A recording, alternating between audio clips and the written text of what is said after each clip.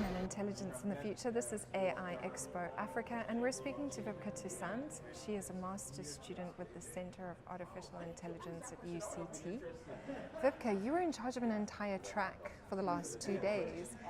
How was it?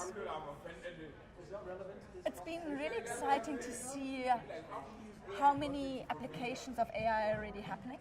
And I think especially the ones that have excited me the most are definitely the startups that are using AI to rethink business models and really come with new approaches for how traditional business can be done. So there are definitely a couple of exciting things happening in South Africa and Africa. And that's great, because your track was the case studies. Yes. So you really looked at practical application. Exactly, It was none of that sort of pie in the sky sort of thinking. It was real, on the ground, what was happening.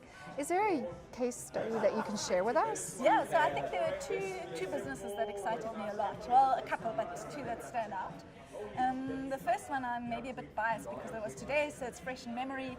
That would be Naked Insurance. And Naked Insurance is really having a complete different approach to insurance. So actually, after they talked, I sent an email to my insurance company to cancel my car insurance, with the intention of moving over to them.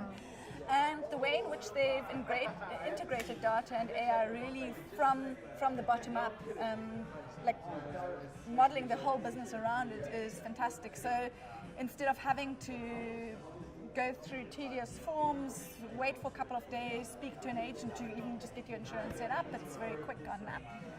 You don't have to take your car in to have it inspected by somebody. You can take your camera on your phone, walk around it, scan everything.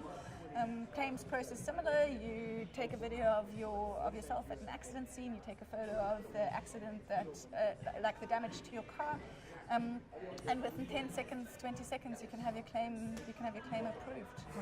Okay, that's life changing. Yeah, no, that is life changing. I completely understand. And when you say there's no better indication of success than somebody walking away and going, I'm cancelling my insurance and I'm moving it to you guys. Exactly. And there was Naked Insurance, right? Naked Insurance, exactly. Just in case anyone wants to know. Very exciting South African. Well, startup now, who knows what they are tomorrow. Yeah, and what's interesting for me is that a lot of the conversations we've had has been about inserting AI into a process. And you're saying that they've literally built the process on AI. Yeah, and I mean, I think it's about, so if we compare it to a more traditional case study, and interestingly enough, there was actually a speaker that came afterwards that was, from a consultant perspective, talking about how traditional insurance companies can start looking at integrating data. And just to provide an example, so some of the previous people you've interviewed might have already mentioned that an integral part of AI is data. And more specifically, for a lot of supervised machine learning, you need labeled data sets. And that labeling process can be very effort intensive. So any traditional insurance company is faced with the problem of ultimately having to label their data sets. So if they've got images of car damage, for example, they need to have people sitting there labeling. If you've got that process integrated in your business model, it means that your customer labels for you, because they take a photo, they do a claim, they label the claim. And so you're building your data as you're moving along. Yes. On the flip side, what it's also highlighted to me, I mean, I think in this case, Naked Insurance has got a really wonderful, like, socially focused mission, and they do want to make bring insurance closer to people. But what it highlighted is that we'll quite easily think of we'll think that driverless cars cause taxi drivers to lose their jobs, truck drivers to lose their jobs. We might think of the insurance industry, we might think of call centers and say, oh, an app like that will take the call center agents out. But it's not just the call center agents, it's the car inspectors, it's the claim assessors, I think there are at least 5 or 6 different professions that are associated to the existing claiming process, insurance process, that will be completely wiped out that we no longer need. And again, if you've got a company like Naked Insurance that is focused on ultimately, in the truest sense, driving customer value, so a company that's willing to pass on the efficiencies that they get through that process to their customer, I think we start driving a much better future for all. However, if we don't change the business model and premiums still go up and business still happens as usual, we very quickly end up with a very skewed world. Skewed worlds. Wow, incredibly interesting.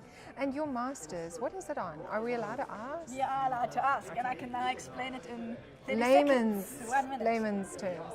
So, South Africa, one of South Africa's greatest success stories is our electrification journey. And as much as Eskom has been in the news for all sorts of the wrong reasons, one of the things that South Africa's done really well that few other countries globally have done over the last 20 years is making sure that 90% of South Africans have access to electricity. So 1994, I think we were on about 40 to 50%. So there was really a massive drive to build out network capacity.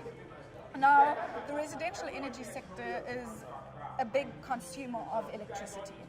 And in order to plan the future network infrastructure, it's important to understand how households use their energy.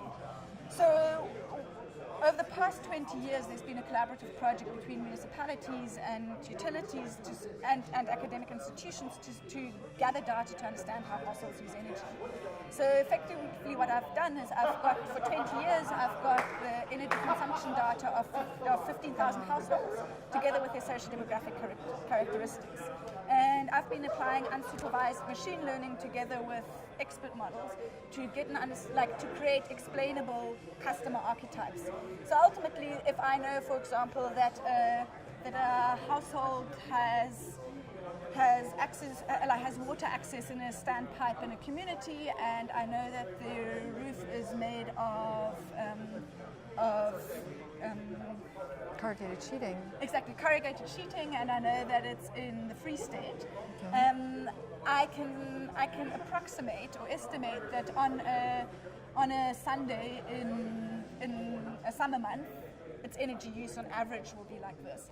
And so from a planning perspective, then ultimately what you do again is you multiply those numbers by big numbers of saying, this is how many of these households I think are in this city or in this town, and based on that you start planning your network infrastructure. That's incredible. That completely shifts our energy usage. Yeah, I think it gives us, so basically these profiles have been developed in the past, but the last time they were developed in South Africa was in 2013. So for the last 5 years they haven't. And the traditional process of doing it requires a lot of expert time, and it's only a small number of people that can do it. And again, like the assumptions that they put into the models, for example, are quite often not explicit. So what the data-driven or this combination of data and explainable process allows is ultimately that the models can be regenerated at a much faster pace, at a much lower cost, and that the assumptions are explicit. And on top of that, they have the potential of scaling to the smart grids. So saying if we now actually have a whole bunch of households connected in a smart grid, how do we start then developing these customer segments? Oh, that's amazing. So yeah, it's close to the end. But yeah. Great. I hope it goes well. Thank you very much. And thank you so much for being host of a track and for joining us at AI Expo Africa for 2 days. Great. Great having you. Fun event, yes.